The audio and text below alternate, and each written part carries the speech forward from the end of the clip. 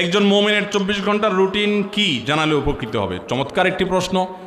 একজন ইমানদারের 24 ঘন্টার রুটিন কেমন হবে? ইমানদার ভোরে ফজরের ওয়াক্ত হলে, আজান হলে ঘুম থেকে উঠে ওযু করে সুন্দর করে, পুরুষ হলে জামাতের সাথে গিয়ে, মহিলা হলে বাসায় নামাজ পড়বেন খুব ধীরস্থিরতার সাথে, সুন্দর সাথে। এরপরে ফজর নামাজের পর তিনি সকাল সন্ধ্যার দোয়াগুলো ফজর নামাজের পর অথবা আগে সময় থাকলে আগে সকালের দোয়াগুলো, সকাল সন্ধ্যার দোয়াগুলো পাঠ করবেন। সুযোগ থাকলে সূর্য ওঠার 15-20 মিনিট পর 2 রাকাত ইশরাক পড়বেন। এরপর তার কাজে কামে তিনি বের হয়ে যাবেন। সকালে ঘুমানোটা এটা আমাদের জন্য স্বাস্থ্যগত দিক থেকে উপকারী বিষয় নয়, আর কোরআন হাদিসের দৃষ্টিতেও প্রশংসনীয় কোনো বিষয় নয়। এরপরে কাজে কামে বের হবেন আল্লাহর নামে। বের হয়ে হালাল উপার্জন করবেন, হারাম উপার্জন করবেন না। কান দ্বারা হারাম জিনিস শুনবেন না, চোখ দ্বারা হারাম জিনিস দেখবেন না। চোখের হেফাজত করে হালাল উপার্জন করে জোহর ওয়াক্ত হলে আজান দিলে মসজিদে এসে পুরুষরা, মহিলারা নিজ জায়গাতে কাজ সালাত আদায় করে নেবেন ফরজ। এরপরে 5 ওয়াক্ত নামাজ পরবর্তী দোয়া দুরূদগুলো পড়ে মসজিদ থেকে বের হয়ে যাবেন। আল্লাহ বলেছেন ওয়াইদা ফাইদা কুদিয়াতিস সালাহ ফান্তাশিরু ফিল আরদ, নামাজ শেষ হয়ে গেছে জমিনে বাইর পড়ো।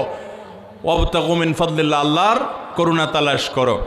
এরপরে যে আপনি আবার জোহর পর্যন্ত প্রয়োজন হলে উপার্জন করবেন, প্রয়োজন না থাকলে বাসায় ফিরে আসবেন।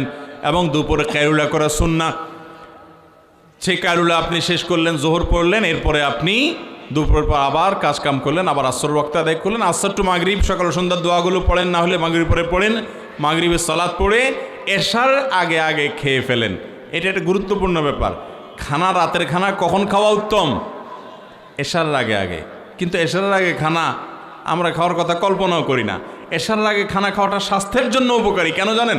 কারণ আপনি খানা খেয়ে ফেলছেন, এরপরে আপনি এশার নামাজ পড়বেন, আপনার এক্সারসাইজ হয়ে যাবে, এগুলো ডাইজেস্ট হয়ে যাবে। এরপর আপনি বিছানা চলে যাবেন, আপনার জন্য স্বাস্থ্যগত দিক থেকে উপকার হবে। আমরা কি করি? এশার নামাজ পড়ে যেয়ে ভূতের মতো টেলিভিশনের সামনে রিমোট নিয়ে বসি। আধা ঘন্টা, 1 ঘন্টা, 2 ঘন্টা টক শো, মিষ্টি শো, নাটক, সিনেমা, আউল ফাউল এসব করে টোরে এরপরে কয়টা খায় দপ করে আমরা শুয়ে পড়ি বিছানায়। সব আমরা স্থূল হয়ে যাচ্ছি। এটা স্বাস্থ্যের জন্য ভালো কিছু না। আর এশার আগে কথাবার্তা, খাওয়া দাওয়া সব শেষ করে এশার পরে দ্রুত শুয়ে পড়া, এই জিনিসটা তো সমাজ থেকে একেবারে হারায় গেছে। আমি নিজেও আমল করতে পারি না পুরোপুরি। তারপর আলহামদুলিল্লাহ আমার বাসায় মাহফিলের মৌসুমের বাইরে আমরা চেষ্টা করি 10টা থেকে 11টার ভিতরে যে কোনো মূল্যে শুয়ে পড়ার। আমাদের সমাজে আজকাল 12টা 1টা না বাজলে আমাদের ঘুম হয় না। রাত দেরি করে শোয়া এটা ফজর নামাজ পড়ার জন্য সহায়ক না বাধা? অতএব ফজর নামাজ পড়তে হলে রাতে তাড়াতাড়ি শুইতে হবে।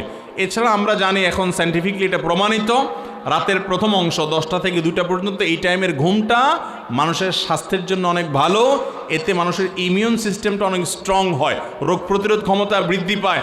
করোনা যখন আসছে কত কিছু যে আমরা শিখছি, কিন্তু এটা শিখি নেই যে এই সুন্নাত নবী সাল্লাল্লাহু আলাইহি ওয়াসাল্লাম বহু আগে শিখিয়ে দিয়ে গেছে।